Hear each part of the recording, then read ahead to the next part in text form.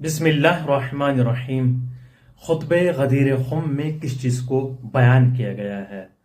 ہم نے اس پر ایک مفصل ویڈیو بنائی ہے جو آپ ہمارے چینل پر واچ کر سکتے ہیں، لیکن اگر آپ نے ابھی تک ہمارے چینل کو سبسکرائب نہیں کیا ہے تو پہلے سبسکرائب ضرور کیجیے گا۔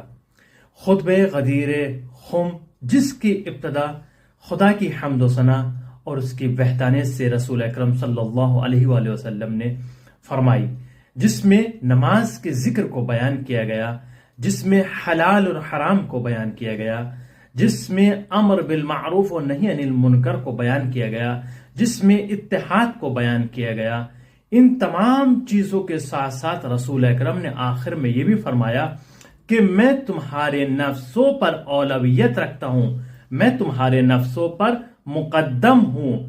یعنی آپ نے اطاعت خدا اور رسول کے بعد ایک اور حکم ہے جس کو آپ کے سامنے بیان کرنے جا رہا ہوں، وہ ہے ولایت علی ابن ابی طالب۔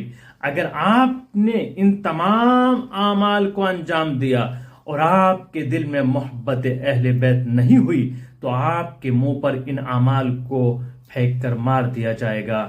لیکن ہم اپنی قوم میں دیکھتے ہیں یہ تمام مراحل، یہ تمام چیزیں، نماز ہے، روزہ ہے، حج ہے، زکوٰۃ ہے، حلال و حرام اور نیکی کا حکم، ان تمام چیزوں کو چھوڑ کر صرف ایک چیز کو لے لیتے ہیں، وہ ہے محبت اہل بیت۔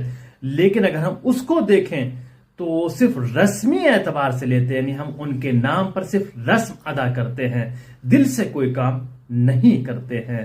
اگر دل سے کرتے ہیں تو سیرت علوی کہاں ہے، سیرت فاطمی کہاں ہے، سنت رسول کہاں ہیں؟ یہ سب چیزیں ختم ہو چکی ہیں۔ جو خطبہ غدیر خم میں بیان کیا گیا اس کو آپ پڑھیں اور اس پر ضرور عمل کریں۔